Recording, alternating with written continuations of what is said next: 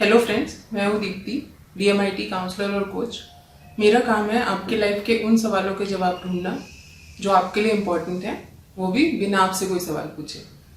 तो आज बात करते हैं 10th और 12th के स्टूडेंट्स के बारे में। पिछला साल थोड़ा अलग रहा है सभी लोगों के लिए, स्टूडेंट्स के लिए भी, पेरेंट्स के लिए, टीचर्स के लिए, सभी लोगों के लिए। ऑनलाइन क्लासेस का अडेप्टेशन, घर में रह के कॉन्सेंट्रेशन के साथ पढ़ाई करना, बिना क्लासेस के टीचर्स के साथ इंटरैक्ट करना, ऑनलाइन एग्जाम्स उनको कंडक्ट करवाना, फिर उनकी मार्किंग करना।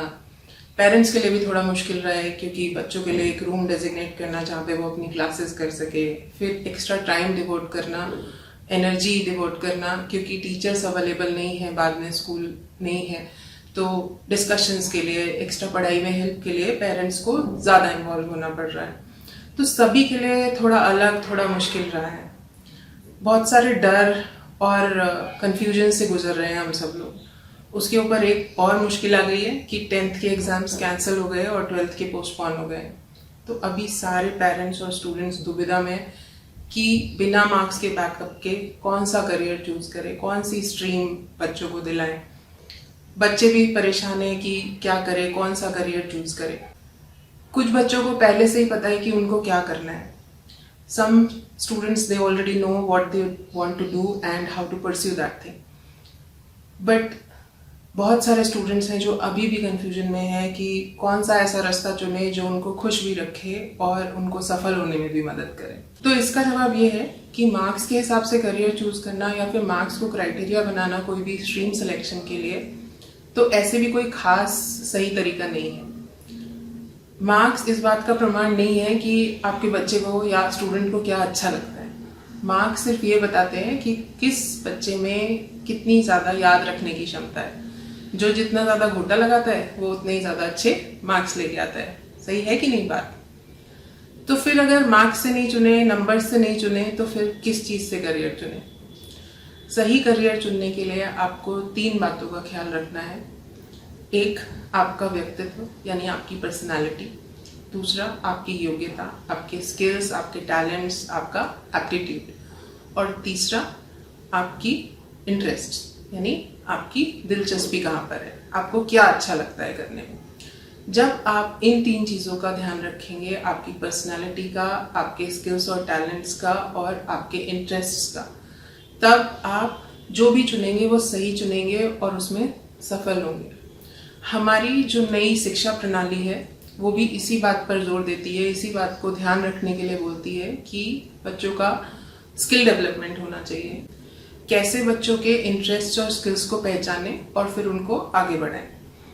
मैं हमेशा एक ही बात बोलती हूँ सारे स्टूडेंट्स और पेरेंट्स को कि जितनी जल्दी हमें पता होगा कि हमको या हमारे बच्चे को किस दिशा में आगे बढ़ना है, तो हम उतनी ही जल्दी उनको तैयार कर पाएंगे, प्रिपेयर हो पाएंगे कि उस दिशा में किस तरह से सफलतापूर्वक आगे बढ़े।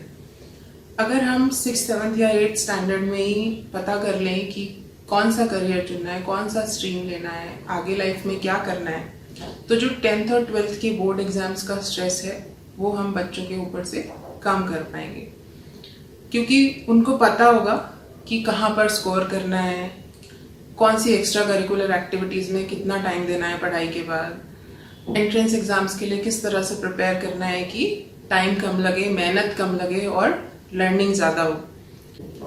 रिसर्च रिपोर्ट्स बोलती हैं कि टीनेजर्स में स्ट्रेस लेवल्स बढ़ रहे हैं। Children are getting depressed because of exam pressure.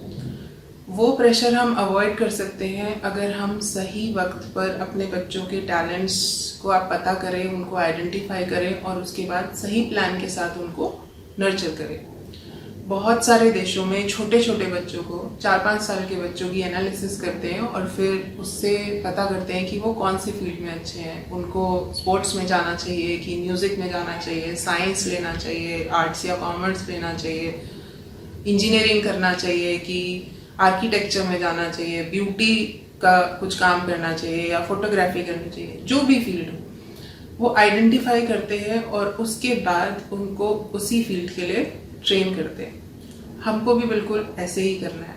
अपने बच्चों के टैलेंट्स को आइडेंटिफाई करना है, अपने टैलेंट्स को आइडेंटिफाई करना है और उसके बाद उनको अच्छे से नर्चर करना है, उनको खाद पानी देना है।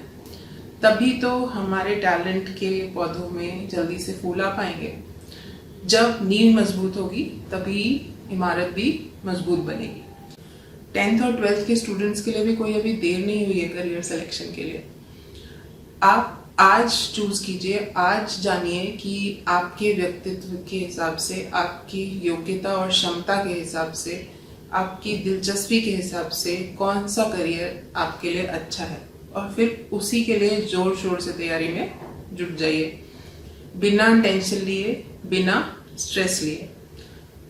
एक बात बोलती हूँ, ध्यान में रखिए कि कोई भी करियर में आप सफल हो सकते हो अगर वो आपके लिए सही है। तो अगर आपने सही बातों को ध्यान में रख के अपना करियर चुना है तो आप किसी भी क्षेत्र में सफल हो सकते हैं।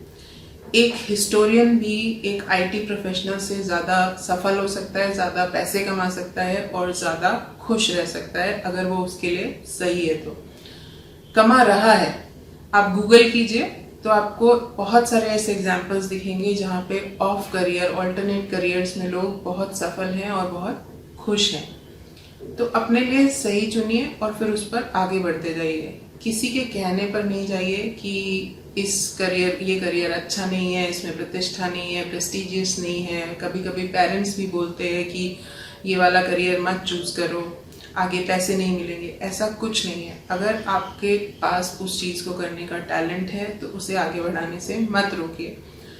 वो करियर चुनिए जिसमें आपका टैलेंट है, जिसमें आपकी योग्यता है और जिसमें आपकी दिलचस्पी है, जो आपकी पर्सनालिटी को सूट करता है। एक बात और ध्यान रखिए कि करियर चूज करना हाईवे पे गाड़ी ड्राइव करने जैसा है। बहुत कम यू टर्न्स होते हैं। तो अगर आपने पहली बार में सही नहीं चुना तो यू टर्न मिलेगा या नहीं मिलेगा, सेकंड चांस मिलेगा या नहीं मिलेगा, नहीं पता है। और कहाँ जाके मिलेगा, कितनी दूर जाके मिलेगा, फिर आप उस पर मुड़ पाओगे या नहीं मुड़ पाओगे, नहीं पता है। बहुत कम चांस मिलता है उन यू टर्न्स को लेने का, उन पर मुड़ने का। तो इसलिए पहली बार में सही चुनिए। अगर आप अपने टैलेंट्स के हिसाब से, अपनी पर्सनालिटी के हिसाब से करियर चुनेंगे तो सही चुनेंगे। आपको उस करियर के साथ 30-40 साल रहना है।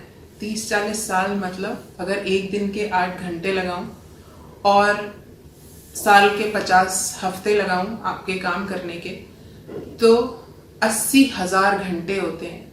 80,000 घंटे। सोचिए आपको वो 80,000 घंटे किसी ऐसे काम को करने में लगाने पड़े जो आपको पसंद ही नहीं है, तो उसमें सक्सेस मिल पाएगी? खुश रह पाओगे उसमें? नहीं ना। तो इसलिए वो चीज चुननी है जिसमें आप खुश रहें, सफल हो, जो आपके लिए सही है। तो आखिरी बार फिर से, करियर चुनने के 3 तरीके।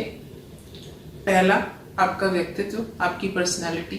दूसरा, आपका इंटरेस्ट, आपकी दिलचस्पी। और तीसरा, आपकी योग्यता, आपका एप्टीट्यूड, आपके स्किल्स और टैलेंट्स। करियर चुनने के लिए अगर आपको समझ नहीं आ रहा है तो प्लीज किसी की मदद ले सकते हैं, किसी काउंसलर से डिस्कस कर सकते हैं। अगर और कोई क्वेश्चंस हैं तो कमेंट बॉक्स में टाइप कीजिए और मैं कोशिश करूंगी कि आपके आंसर कर सकूं। उसके अलावा आप मुझे कॉल भी कर सकते हैं, फ़ोन नंबर दिया गया है। ईमेल भी कर सकते हैं दिए गए ईमेल पे, या फिर आप लोग अपने क्वेश्चंस मुझे हमारी वेबसाइट www.dishadipan.com पर भी भेज सकते हो।